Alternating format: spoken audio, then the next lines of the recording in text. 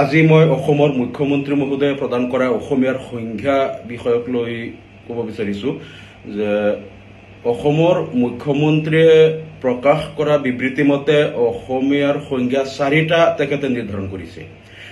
তেখেতে কৈছে সাধাৰণ অসমীয়া হ'ল যিসকল অসমত জন্মগ্ৰহণ কৰিছে আৰু অসমত অসমীয়া ভাষা সংস্কৃতি গ্ৰহণ কৰিছে তেওঁলোক সাধাৰণ অসমীয়া। আৰু কৈছে যে আচল মতে 1971 চনৰ 25 মাৰ্চৰ আগত অসমত থকা সকল অসমীয়া। আকৌ কৈছে যে বিপ্লৱ কুমাৰ শৰ্মাৰ প্ৰতিবেদন মতে 1951 চনৰ জন্মগ্ৰহণ কৰা সকল অসমীয়া।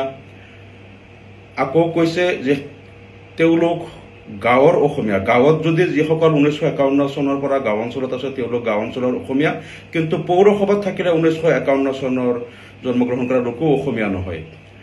আৰু কৈছে বৰাক উপত্যকাৰ কাৰণে 1951 চনৰ কথাটো নাই, সেইটো এই সংজ্ঞাৰ বাহিৰত। এনেকৈ চাব গ'লে অসমৰ মুখ্যমন্ত্ৰীয়ে অসমীয়াৰ সংজ্ঞা 4টা নিৰ্ধাৰণ কৰিছে। হয়তো পৃথিৱীৰ কোনো দেশত কোনো জাতিৰ এনে ধৰণৰ উদ্ভট সংজ্ঞা নাই যে এটা জাতি নিৰ্ধাৰণ কৰাৰ কাৰণে 4টা সংজ্ঞা। একমাত্ৰ ভাৰতৰ অসম ৰাজ্য এনেকুৱা এখন ৰাজ্য য'ৰ মুখ্যমন্ত্ৰীয়ে এটা জাতিক ডিফাইন কৰিবলৈ 4টা সংজ্ঞা নিৰ্ধাৰণ কৰিছে। এতিয়া তেখেতে কোৱা মতে 1971 চনৰ 25 মাৰ্চৰ আগত থকাখিনি অসমীয়া, এইটো অসম চুক্তিৰ 5 নং দফা অনুসৰি তেওঁলোক অসমীয়া। আৰু তেখেতে কৈ আছে 6 নং দফা অনুসৰি 51 চনৰ সকলো অসমীয়া। এতিয়া 6 নং দফাত কিন্তু কোনো চন তাৰিখ উল্লেখ নাই। তাত অসমীয়াৰ কাৰণে নিজৰ ভাষা, তেওঁলোকৰ সংস্কৃতি আৰু এইবিলাক সংৰক্ষণৰ কথা কোৱা হৈছে। আচ্ছা, ঠিক আছে। এতিয়া মুখ্যমন্ত্ৰীয়ে কোৱা মতে ধৰি লওঁ যে অসম চুক্তিৰ 5 নং দফা অনুসৰি 71 চনৰ আগত থকা সকলো অসমীয়া, 6 নং দফা অনুসৰি 51ৰ আগত থকা সকলো অসমীয়া। আকৌ কৈ আছে গাঁৱৰ কাৰণে মাত্ৰ 51ৰ লোকসকল অসমীয়া, চহৰৰ কাৰণে নহয়। চহৰৰ কাৰণে কিমান চনৰ অসমীয়া সেইটো তেখেতে উল্লেখ নকৰিলে। আকৌ বৰাক উপত্যকা ইয়াৰ কাৰণে প্ৰযোজ্য নহয়। বৰাক উপত্যকাৰ কাৰণে কোন চনৰ অসমীয়া, নে বৰাক উপত্যকাৰ লোকসকল অসমীয়া নহয়, তেওঁলোকক অসমীয়া বুলিবই নোৱাৰি, অসমীয়াৰ সংজ্ঞাৰ পৰা আঁতৰত ৰাখিব লাগে নেকি? যদি বৰাক উপত্যকা অসমত হয়, অসমৰ অংগ যদি হয় আৰু বৰাক উপত্যকাৰ লোকসকল তেনেহ'লে অসমীয়া কিয় নহ'ব? আৰু তেওঁলোক কোন সংজ্ঞা অনুসৰি অসমীয়া হ'ব? এই নাভূত নাশ্ৰুত কথাবিলাক অসমৰ মুখ্যমন্ত্ৰীয়ে কৈ পেলাই নিজকে হাঁহিয়াতৰ পাত্ৰ কৰিছে।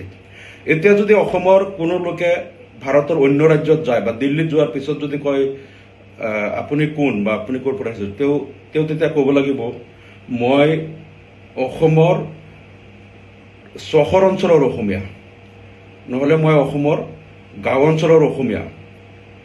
গাঁৱৰ অসমীয়া, চহৰৰ অসমীয়া নহয়। তাৰমানে গাঁৱত তেওঁৰ পূৰ্বপুৰুষ 51ৰ আগৰ পৰা আছে, গতিকে তেওঁ গাঁৱৰ অসমীয়া। চহৰত তেওঁ যদিও 51ৰ আগত তেওঁলোকৰ পৰিয়াল ধৰি লওক চহৰত আহি গ'ল, চহৰত আছে, কিন্তু তেওঁলোক অসমীয়া নহয়।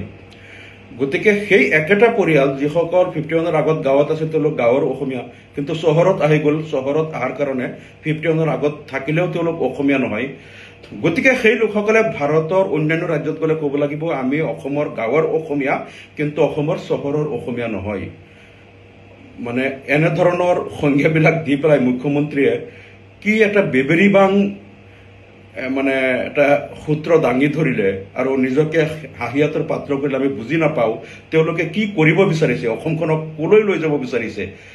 এই কথাবিলাক অলপ স্পষ্ট কৰি দিলে ভাল হয়। কাৰণ এতিয়া এই 4টা 5টা সংজ্ঞা যে এটা জাতিৰ দিছে, এতিয়া কোন অসমীয়াই বাহিৰত গৈ কি পৰিচয় দিব? এই ধৰণৰ কেৱল নিৰ্বাচনত ভোট পোৱাৰ কাৰণে ভোট বেংকৰ ৰাজনীতি কৰিবলৈ এনেধৰণৰ নাভূত নাশ্ৰুত কথা কোৱাতকেই অসমত তেখেতে কৈছিল যিসকলে অসমক ভাল পায়, অসমত জন্মগ্ৰহণ কৰিছে, অসমক হাড়ে হিমজুৱে ভাল পোৱা, অসমীয়া ভাষা গ্ৰহণ কৰা লোকসকল যিসকল অসম চুক্তিৰ অনুসৰি অসমৰ নাগৰিক হয়, তেওঁলোক অসমীয়া। আৰু সকলোৱে আমি একেলগে অসমীয়া জাতি গঠন কৰোঁ, জাতিটোক আগুৱাই লৈ যাওঁ।